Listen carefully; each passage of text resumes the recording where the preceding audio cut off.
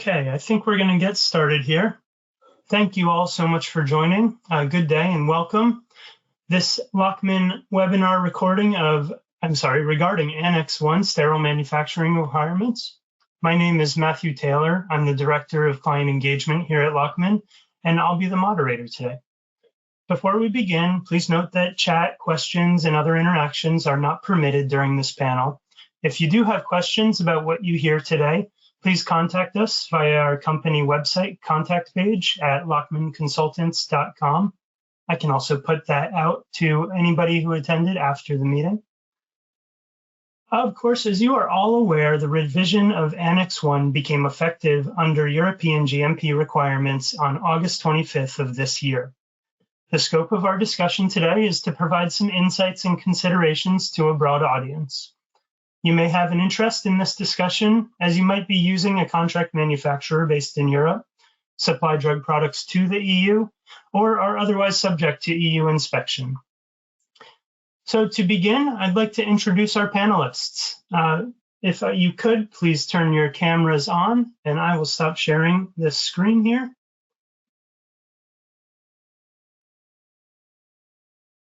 Thank you very much. We will begin with Keith Lamb. Please introduce yourself. Well, thank you, Matt, and good morning, good afternoon, and good evening, everybody. My name is Keith Lamb. I'm an Executive Director here at Lachman Consultants. I've been working in the industry for about 30 years in roles of quality, compliance, and technical. Very good. Patrick Day, please continue on. Yeah, hi everyone. My name is Pat Day. I'm a principal consultant here at Lachman Consultants. I've been working about 25, 30 years, major operating companies, vaccines, sterile filling, and I'm the rare engineer in the quality space at times. So it's always nice to be that guy. Very good. Paul? Hi, Matt. My name is Paul Dexter. I'm the newest Lachman member on this panel and very happy to join this expert group today.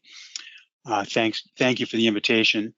I'm a microbiologist by training with 21 years of FDA experience in ORA, CVM, and CEDAR. My strengths are in the aseptic processing manufacturing steps for sterile drug products across all of the FDA submission types like INDs, NDAs, ANDAs, DMFs. Thank you for having me. Very good. And finally, Adnan.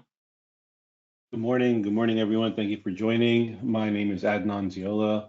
I'm a microbiologist like Paul. Background has been in sterile manufacturing, aseptic filling for the bulk of my career, and also just recently started up a facility which included all isolator technology, powder, syringe, vial filling, and ophthalmics.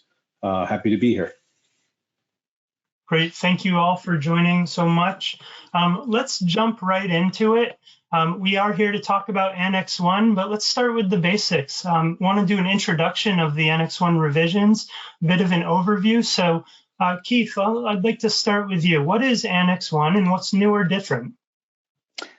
Hi, Matt. So yes, just as a reminder, Annex 1 is, of course, one of the annexes to the Udrolux Volume 4, which is the European Good Practice Guidance. Annex 1 lays out the requirements for the manufacture of sterile medicinal products in Europe. As Matt mentioned earlier, the new revision became effective in August this year, August 25th, after being published in August of last year. The drafts were made available to the industry and general public in 2017 and 2021. And so have been looked at quite significantly over the last few years. It's divided into 11 sections. The new revision starts off with a scope and ends with a glossary. And it really gives a little bit more structure and a little bit more specificity. It really encourages a more holistic view, and it organizes the annex in that way to really do a very soup to nuts assessment of the compliance requirements. I did want to mention the US FDA guidance, which is, of course, the guidance for industry on sterile products produced by aseptic processing, which is back to September 2004. And of course, Annex 1 is not enforced under US regulation. However, at conference speaker forums, we do hear that FDA have noted their alignment both with the principles and with the content and expectations outlined in Annex 1. In terms of things that have changed, there are quite some new things in there in terms of the specificity and the extent of the expectations. And in particular, quality risk management and the need for that, it comes through in many aspects of the annexure now. And I'll maybe just ask one of my colleagues to just elaborate on other areas of new introduction into the annex. Yeah, I can pick that up, Keith. I think a lot of this comes from the journey putting the C in the CGMP, and it's around really the evolution of risk management, not just the typical FMEAs that people have done, but that critical risk thinking you're going to see a lot in this whole new Annex 1, really around the contamination control strategy. These things, again, are there in pieces, but you're going to see a much greater emphasis on it. Separating the operator from the product, again, it's a point of emphasis that you're going to see more and more, where the old big ballrooms where everybody operating a big clean room is really starting to go away. It's how do we separate the people from the processes and going into new isolator technology. So there's a lot of things in there, open systems, closed systems. So these are just points of emphasis. And I think that's all pulling it together in one document now, where it was kind of existed before. Excellent. Thank you very much for that. So you mentioned a few interesting things there. So tell us a little bit about Adnan, if you could. Should regulated companies be considering a European directive outside of Europe there? That's a good question, Matt. So the Annex 1 and FDA guidance are, I would say, a living document that are parallel in the universe. There are key similarities and overlapping of concepts that are general to the aseptic concept of filling. It represents a collective thinking of regulators for continuous improvement. And we've seen in the recent Annex revision a tremendous detail from, I think, 16 pages to 58 pages. So it's a continuous improvement document. There's been a growing trend of regulators to share information, mutual recognition and agreements.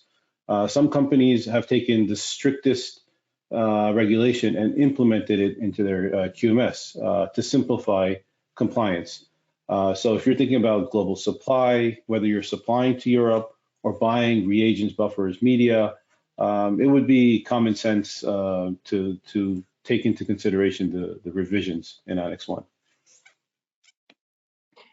Excellent. Thank you, Adnan. That leads to our next question, which is should we expect an update to FDA guidance soon? Paul, if you could, give us some thought on that. Thank you, Matt. Yep, that's a good question. This is a common water cooler type kind of conversation in industry, or maybe perhaps Zoom cooler at this point, Zoom chat cooler, I don't know. I'll lead with a disclaimer. I don't speak for the FDA, and my comments here are my own and based on my own personal experience, at FDA and working for CEDAR and the Division of Microbiology Assessment. That's the division that would take ownership of writing a new guidance should there be one. And just to pick up where Keith left off, there's no mention of a new public announcement for a new 2004 revision to the aseptic processing guidance. And I left the agency in July, and there were no internal conversations about a new guidance. FDA is certainly aware, from my perspective, to the age of this guidance, and it's still in place, still enforceable, still the expectation, as is FDA's 1994 guidance about sterilization process validation in applications for human and veterinary drug products. So I would add that this doesn't mean that FDA doesn't support guidance in these core principles that are in Annex 1. Annex 1 includes reference, this new revision, to ICH Q9 and Q10. And FDA frequently publishes what I like to call Me Too guidances that are basically supportive of the ICH framework. And a really good example of that would be FDA's very recent guidance that they published and went final on May of this year for ICH Q9 quality risk management. Page 1 of, or the intro of, our Annex 1 includes references to Q9 and Q10. And of course, I want to stress again that EU Annex 1 is not a regulatory requirement for drug products submitted to FDA and not a replacement for the existing guidances. And again, as Keith said, we know that FDA speakers, particularly from the Office of Compliance, have chatted about these in public forums. They're supportive in their comments. We want our audience to know that Lachman is in a unique position to see industry trends just by the volume and scope of work that we do. Lachman, we're carefully assessing FDA 43 observations, untitled letters, warning letters for potential implementation of Annex 1 updates. We do that as a means to track and trend industry and best support our clients. So I hope Matt, that gives some flavor and scope to the U.S. FDA guidance question. Yeah, certainly. And I really appreciate it, Paul. And, I think I'm going to bring it back over to, the annex itself. And we have, many clients around the world where, like I said in the introduction, there could be contract manufacturer in the EU or drug products distributed in the EU. And this is an EU annex. So I want to talk a little bit about the annex itself. And Pat, if I could ask you, what are the broader quality systems considerations when thinking about Annex 1 and sterile manufacturing? No, sure, Matt. So it's interesting, right? A lot of these things have been out there. It's just Annex 1 is formalizing it in one document. I always joked and said, if you looked at the FDA, if you would, body of work, if you took Q10 and the aseptic guideline, put them together, they had a baby, it'd be Annex 1. Right? So it's kind of pulling them together. Really, it's going from the sterile process. I call it the wet sterile process, right? Now it's integrating it into the holistic quality management system, or the PQS, the pharmaceutical quality system, whichever you prefer. But it's really taking it, integrating it into that holistic approach in Annex 1. And really in the US, if you looked at Q10 and you looked at the aseptic guidance, it's kind of doing the same thing. So they're actually a lot more aligned than one may think, even though the names are different. But also a couple of other items is really what the big thing to me is when the rubber hits the road. It's the inclusion of the third-party services, and we all know that everyone is outsourcing, but in the aseptic area, we do also know that there's a lot of third parties you bring in when you do your maintenance, your periodic maintenance during the year, special HEPA filter certifications, things like that, facility cleaning, smoke studies. So there's a lot of these things. I would say keep close attention to third-party services, because a lot of companies are highlighting the fact that third-party services are a risk. So this, again, just bringing it together. So that's a little bit more on that, maybe if we have time, but I just wanted to make sure that the third-party services, the bringing into the whole quality management system, there are two big areas, and it's really just a maturation of these guidances and these regulations. So, but probably the thing I would really emphasize in this is the formalization of the contamination control strategy. I think that has a lot of opportunity for A, the EU to be compliant, and B, for the US to actually get ahead of the game, because it makes sense. So what I think I was going to do is just Paul, I know you have a little bit of knowledge on these around these CCSs. Maybe you could just tease it out a little bit and put a little bit more detail around the CCS itself and what it can do. Oh, thank you, Pat. I'll take a stab at it. It's a mouthful. Contamination control strategy. You really got to enunciate through that one.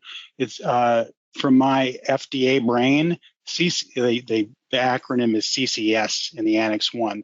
That's a container closure system. To somebody that, you know, it comes from my background, so I'm having to pivot, you know, to really get my head around CCS and contamination control. So to your point, I mean, this is a concept that Annex 1 introduces early and often. It comes right out of the gates in Section 2.0 after the scope for Annex 1 under the section principles.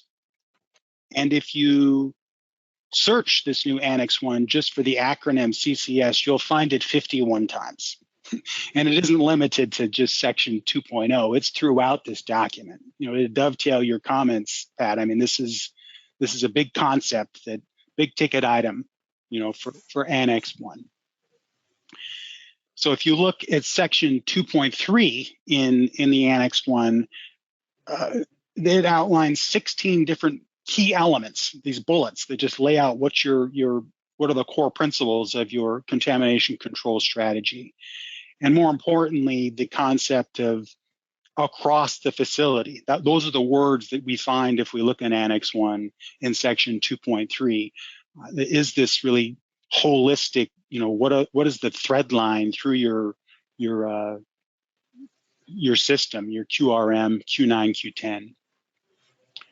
So I think the key point here really to convey is, you know, CCS can be a great single source of truth, to bring together these many controls needed for successful aseptic processing. You know, instead of having siloed programs, the idea here is a global CCS that can, you know, bring these programs together under a single umbrella. The idea is to incorporate, you know, the Q9 principles for quality risk management, the Q10 principles for pharmaceutical quality system, environmental monitoring, aseptic process simulations, training, validation, et cetera. So I think, just to button it up, the big takeaway here is for industry to reassess their existing CCS, you know, to get a holistic perspective of where they land in this new design strategy for global CCS, and do that as a means of continuous improvement, because I do think that's really what the idea here is, you know, include this throughout your whole company to try to better improve your CCS. It of course makes sense to do this from the perspective of these are our highest risk sterile drug products. We want to assure patient safety, and there's no margin for error. And this is something we have to support in our everyday business for CCS.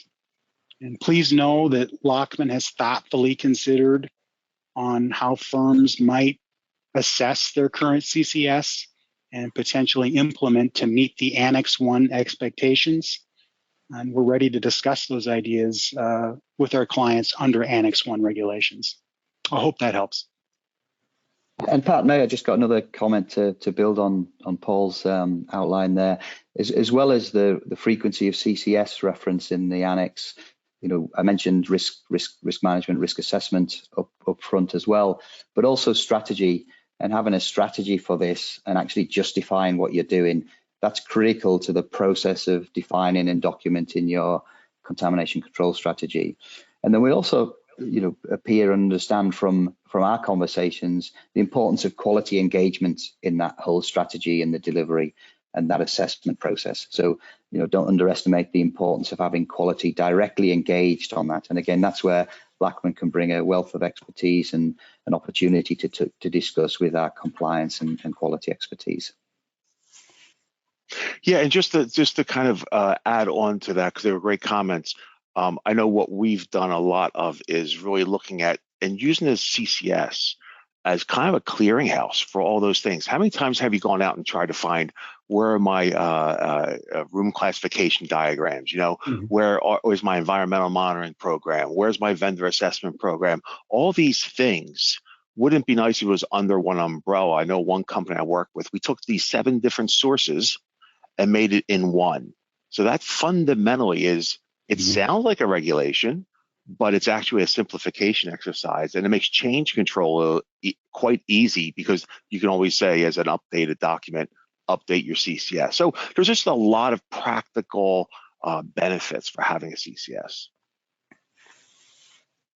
Excellent. I think that's a great point, Pat. I think that bringing it together and being able to pivot to a much more responsive and continuous improvement plan that's holistic. It's not just targeted on one area or other, which I know many of us have done in the past to fix a fire, to put something out. But actually, you want to be more strategic in your thinking and develop that longer term plan and make sure you're covering all the bases. Very good.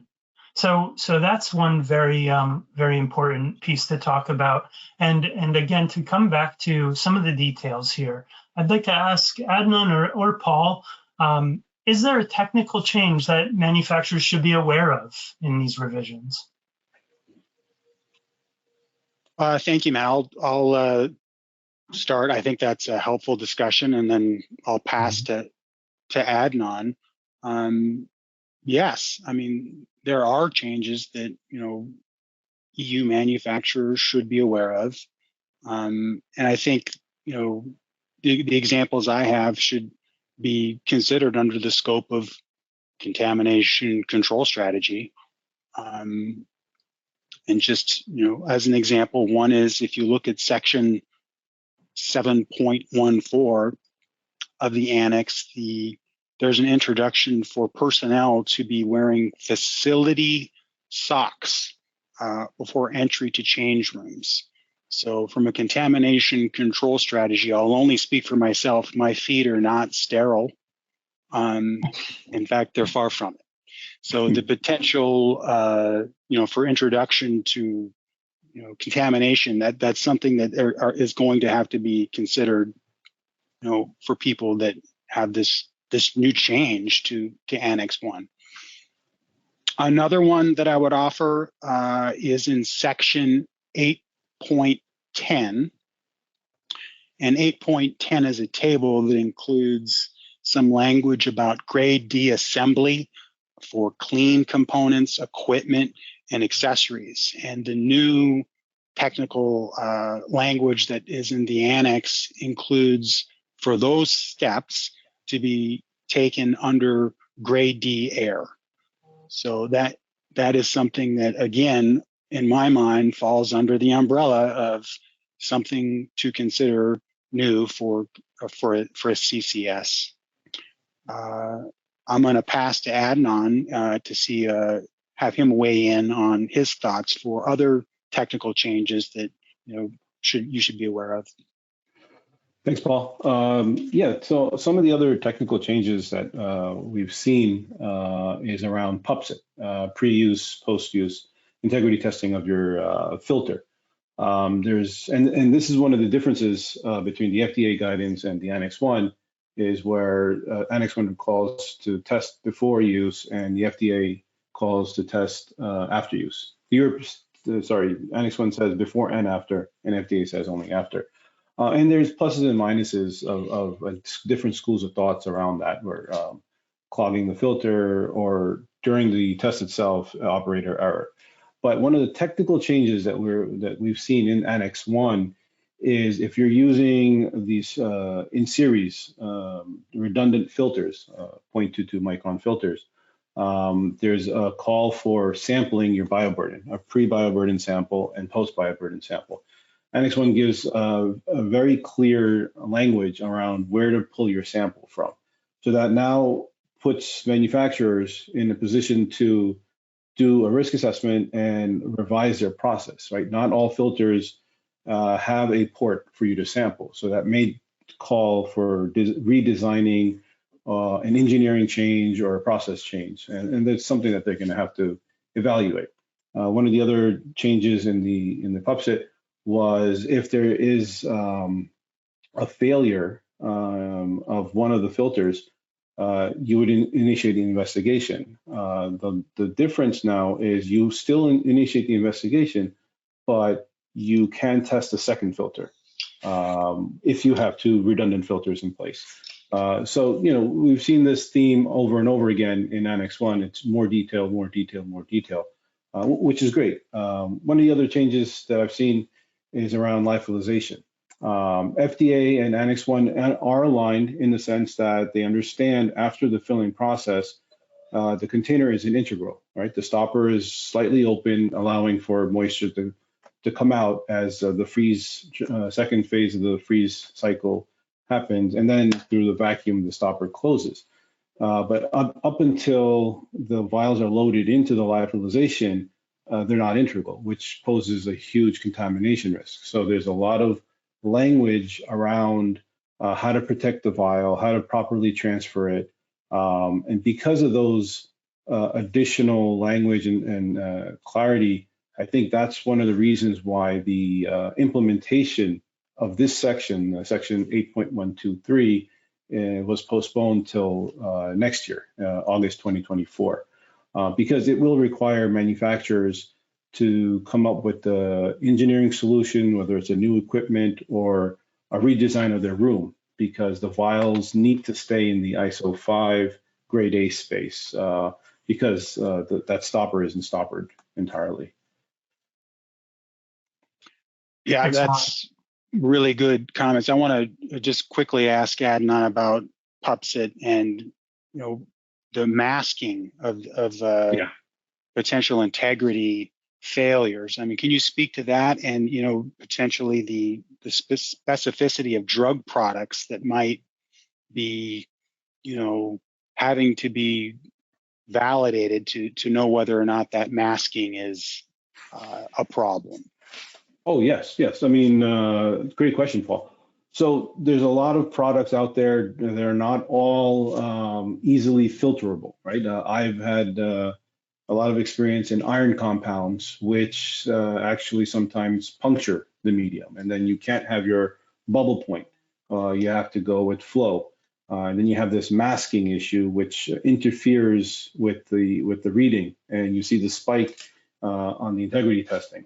So all of these challenges have to be scoped out in your initial product validation of your testing. Once you have that ironed out, it makes it easier. But mapping and the details is very, very critical. Excellent. Thank you. And so those are some of the technical changes. Pat, I'd like to ask you, what are some of the other changes and potential impact on risks currently being managed by companies? Yeah, I think it's always a pitfall to take anything and look at it in a vacuum. Okay, I think you have to look at it in relation to other risks that are out there. Last year, we did a webinar on outsourcing of facilities management because that's a growing risk, right? That was something Lachman did last year. And then also, who's not being hit with some sort of issue, if you would, around data integrity, okay? So if you pull these things all together, you look at it and go, okay, we have third-party services. That's in Annex 1. We have data integrity that's growing and growing and growing. Not only the citations, but also the maturity of the companies in, hey, this is important data. Also, it's what kind of data is being generated to support your aseptic processes from your outsourced services. It can be forgotten, but not any less critical, okay? So if you look at your HEPA filter certification data, that's data, really important, but it's not a CPP per se, that you may say. Just obviously calibration work, your calibration of not only your in-house instruments, but maybe the calibration of the instruments you use specifically in your aseptic processing area. Often forgot GMP cleaning. GMP cleaners do generate data. Okay, they absolutely do. It could be as simply as in the form of a logbook. So words are data also. And then also, this is something to really be mindful of, is just smoke studies. When you look at data, we think of numbers and computers, but think of a video as data, okay? Because that's incredibly important data. Make sure that's being protected. So I think there are the things that I think are really important when you bring your outsourced facilities services, your engineering services, you bring in the data integrity, both growing risks, and then now you have Annex 1. So it's just making sure you're putting it in context and considering the data that helps support your contamination control strategy. So yeah, they all start to come together. Excellent. Thank you, Pat. So we talked a little bit about third parties and outsourcing. So, I'd like to ask Keith, how have we been supporting clients for Annex 1? How's Lachman Consultants been supporting clients?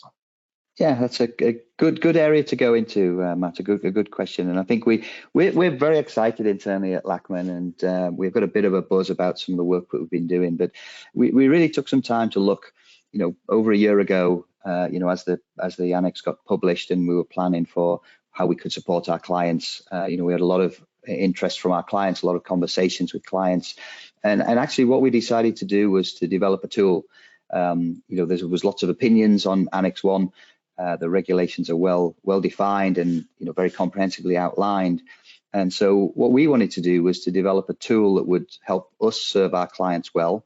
It could be a systematic review. And really, essentially, we looked at all the requirements and we looked at what are the questions that you would ask and the documents that you would use to justify and really assess where you were with compliance on all of those. And so from our perspective, we drew on our vast expertise, both in-house and with our fantastic consultant network, and really pulled together our perspective on what were the real questions that you should ask to define, your level of compliance and your maturity. And so we established that tool. We've worked with it with a number of clients, and really helps us pull together a perspective that really gives you insights into maybe blind spots. It gives you insights into your gaps. And we hope it helps people really define a continuous improvement program and prioritization. I think Pat opened up today talking about, really looking at this as a journey and a way to continually improve and address issues or vulnerabilities as they change, as we make changes, we introduce different products and we change our facilities. That is such a living process that we found that a systematic approach that could be done in a very systematic way and consistent way across different consultants and different regions and different facilities, that we could get to an endpoint that we hope is suitable for our clients. As I say, it really is an opportunity to run a facilitated assessment, work closely with our clients, not in an audit assessment situation, but in a gap analysis, share information and perspective, and really try and get behind the questions that we ask to see where you are from a compliance and a controls maturity perspective. And very often, people are in the middle of that range. Some things are very well tightened down. And we actually find that sometimes there's things that have been missed, or things that, blind spots or people have overlooked. And the way we do it, the way we deploy it, it really allows us to go from end to end. We start with the principles, we look at each of the individual chapters, and then we come back to the quality system to make sure it's all encompassing and connected, and looking at the deliverables that the requirements require, and then our knowledge and insights into how you might put that together. So it's been a very good experience for us, and I think for the clients who've used it so far. And Keith, just to add on to that, because I'm a big lean guy, right? So I love the whole Lean Sigma principles. And when you think about it, if you ask yourselves, the people on the call, sometimes doesn't new regulations or new guidance, it feels a bit subjective, right? And people always feel as though, well, I already checked it. How do I know that I'm still ahead of the game? Wouldn't it be nice if you had a holistic tool and you could quantify the results? And then year on year, you could pick strategically which ones you're going to improve on, all in the name of continuous improvement. So I think that's the thing is what the tool has of benefit is the quantification of the risk, and also to focus very surgically on areas that are need attention, because you may not need to tackle them all at once, but I think the goal is tackle the ones that are important today, and then as you move forward, you actually have this repeatable a tool that you can, again, look at year on year, so you can have a logical deployment rather than a one-time activity, because we know the C and CGMP is a journey. Exactly right, Pat. And that currency and that revisiting and being able to look at a dashboard and get sub levels within each of the chapters in each of the sections. It's taking an average just doesn't work, right? Because you've got things that may be totally missing and things that are high. So you may mask it with an average. But I think having that really sensitivity to flex into areas where you think it's a priority, either based on change or based on where you are in your journey. Wonderful. No, so I think we've gone over a lot of that. I think what we just wanted to highlight is that I think we recap some highlights here around the differences. We recap some highlights around the similarities. We brought out some of the high points, and we brought out some of the technical nuances that get missed. It depends all what you would interest the audience here today. So thanks for joining. So I just want to make sure that I hope you heard some things of value. There's so much more. There's so much more behind the scenes, but I hope this really just brought out some of the big items. And I just hope that you find these kinds of conversations of value to really kind of generate that deeper understanding of where you are today and where you need to go tomorrow. So thank you. Wonderful. And I have one more question, Keith. If a potential client comes to engage us on the use of the Annex 1 tool, what can they expect in the first conversations? Well, we'll engage on where they are in the journey, Matt, and typically what they're looking for. Is it a very focused? Is it a very general? Is it a single look? Is it a program that they're looking for? And I think the introduction to the tools and the ability to talk, my colleagues around the table today, and the many more excellent consultant services that we have at Lachman, that bringing that connection together for conversation is usually the first step to designing the program that we want to go after with them, whether it just be an assessment to give us a fresh eyes, fresh look, give us an independent view, or to help build on something that you've already got. Because I think given where we are today, post August 25th, many companies are well on and have completed, but I would say that most companies still have some areas that they're improving on, and sanity checking those plans, revisiting their assessments if they feel they didn't quite get to the core issues. Those are all things that we love to work on, and the excitement that our guys have about this topic is unreal. It's fantastic.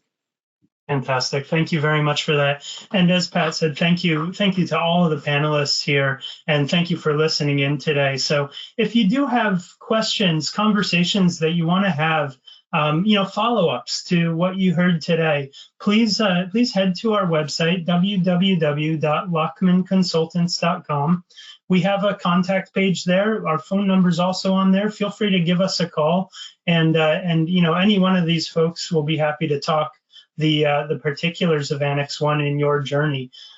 We also have a blog where we often post content related to this Annex 1 and other regulations and other things happening in our industry.